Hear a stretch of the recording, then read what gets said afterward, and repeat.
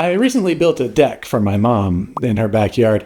It's a freestanding 10 by 10 deck, and one thing about decks, they eat nails. What do you think the right tool for that particular job is? Well, that's right, obviously. It's a hammer. Now, could I use a heavy-duty set of pliers to put in the nail? Possibly, but it's not really what the pliers were intended for. It's not the right tool for the job. And if I did use that set of pliers, well, then it'd probably take, 2 or 3 times longer. And there'd be all kinds of quality issues. So it's important to choose the appropriate tool for the job at hand. This is the same logic that applies to the domain of project management. So let me introduce you to a sense-making framework for helping you sort of reason through the nature of the work that you're dealing with and the best project delivery approach to take. It's called the Cynefin Framework. The Cynefin Framework identifies 4 domains of decision-making contexts. Let's start by looking at the clear domain. When we're working with clear systems, there's an obvious cause and effect relationship. Any reasonable person can see the relationship and just know exactly what to do.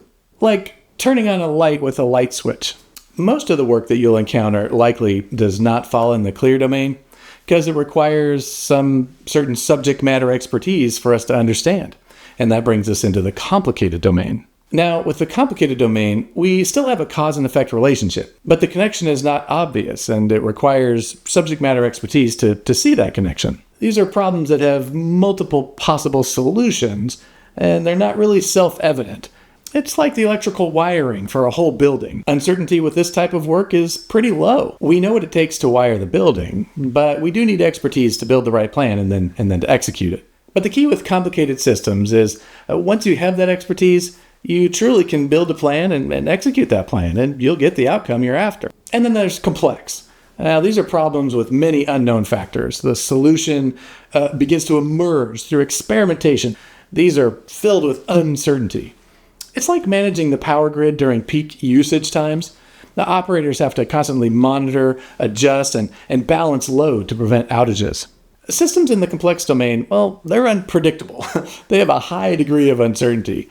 These include systems like, the economy or traffic or weather, organizations, relationships, and of course, product development. These are all considered complex systems. Now, why is that? Well, it's because they're filled with uncertainty. If we're building a new product or a new feature, it's often unclear what exactly we need to develop to get the customer to click the buy now button or whatever the outcome is that we're hoping for. So if you're working in a complex system, this sort of deterministic, plan the work the plan type approach is a kind of a recipe for disaster, because that may lead us down the paths of building the wrong thing for the wrong person at the wrong time. This is the worst thing I have ever seen. Agile approach is helpful in this context because it provides a way for us to accelerate feedback, learning, customer engagement. These are absolutely essential. Lastly, we have chaos. In the chaos domain, we have to take immediate action. We have to stabilize whatever the situation is. Like if the light switch suddenly started sparking and smoking, you wouldn't take time to figure out the wiring. You need to act immediately.